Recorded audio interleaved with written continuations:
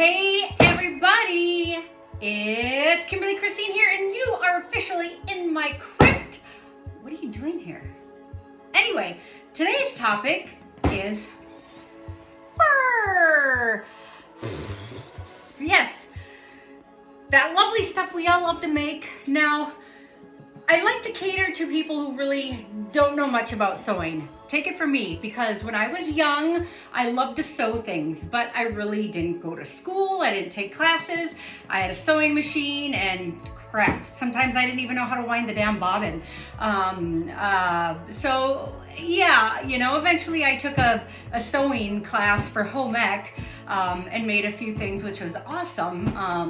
And I hope they still have that stuff because gosh darn it, what a great class.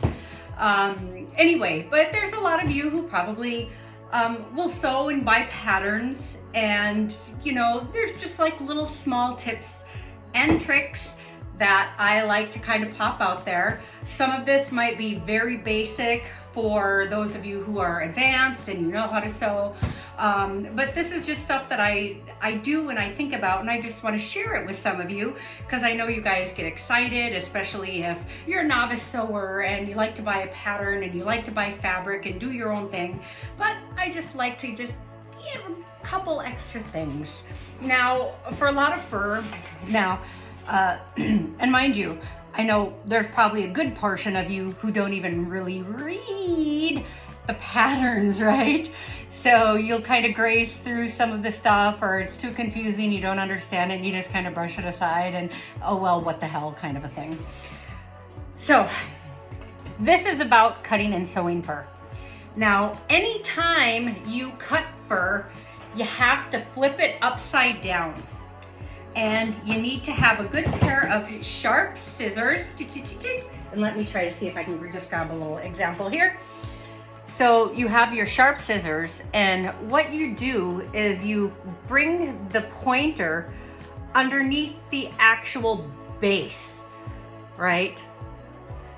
So when you bring it under the base, you're not cutting through the fur. You're just grazing the top of the fabric that the backing that it's actually sewn onto. So when you cut it, see how you still have all this nice fur that is up, right? Versus if you just cut from the top, right? So we've got our nice little furry fur, the little thingies. So when you cut to the top, what happens? Look at that. Yeah, you got a buzz cut. So you don't have that nice frilly fur there. Now you've just messed everything up, right? So that is one tip. Cut from the bottom. Always flip it over. And if you have a vacuum, a little hose vacuum, you're gonna probably want to get some of the excess or pluck it off, because look at, you're gonna see how much of that fur comes off that you need to trim. The other thing is when you actually have the pattern flipped over, you're gonna go around the entire pattern and cut the edge of the fur. So let me show you how that would look. So, right, so here's, let's say this is the edge of our fabric. So you're gonna brush it back, and I usually I have a little brush. I'll go in like dollar store and I'll buy one of those like sink or vegetable, brushes, and use that to brush the fabric. So now that I've brushed the fabric away from the edge, I'm gonna go in with the blade and just cut about your stitching seam, like maybe like a half an inch. So you're just gonna cut from the edge out, and then you're gonna take all that fur, once again, pull it off. So yes, you've shaved it down. Let's see if you can see it from the side. Yeah, there you go. So what you're doing is you're creating a bald stitching line. So when you put the two patterns together and you stitch it, you don't have all this fur that now you have to all of a sudden take a seam ripper and try to fluff out. because it's laying flat in the seam.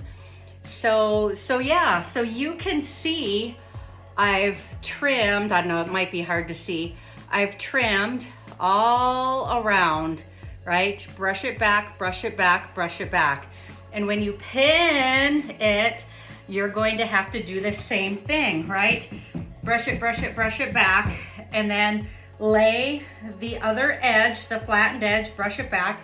That's why fur is a lot of work. And this is why a lot of people charge a premium price, because fur is a lot of work. So you're gonna have your two bold edges together, and that is where you're gonna stitch. So then when it flips open, you don't have to worry about picking a lot. All you need to do is just take your little brush and just kind of fluff it. So you can see here, this is my seam. And when you really think about it, it's pretty seamless, right? So then you can just fluff it over and you can't even tell there's a seam there. So that is the beauty of the tips that I have been showing you. So yeah, so that is my tip for fur. A couple of tips in there. Still winter, and we're going to be making, let me just give you a little hint here, right? I'm doing something really fun and really cool, but I'm adding a little extra to it. Bumble from Rudolph. I'm making a long hood scarf fur. You may have seen some of the other stuff that I've made with the black with the devil horns, the Lucifer as I called it. So this one I'm gonna call it like a Bumble Senior, right? So Bumble normally doesn't have horns, right? He's a Yeti. But I really like using the horns, and it's a lot of fun, right? So why not Bumble Senior, right? So Bumble Senior, he's gonna have some horns, and I should be finishing this up by the end of the day. And yeah, I can't wait to show you guys. But otherwise than that, fur, and even when you're stitching and sewing, you gotta be really careful that the fur doesn't get caught into your presser foot. Make sure you have a presser foot for fur, so you're not getting your finger stuck, because I did that when I was in college. I was pressing the fur and trying to spread it apart, and my finger got caught in, boom, needle. Actually, it was this finger. The needle went right through my middle finger, and it was stuck there. So I'm walking to the nurse's office. Look at everybody, look at what I did. All excited about it.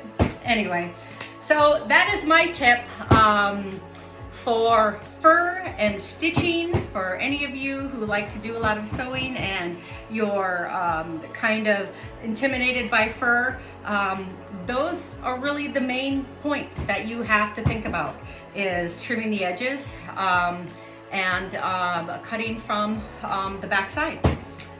Otherwise than that, I'm gonna go, because I wanna go finish this guy up. And you guys have a great day. Peace out.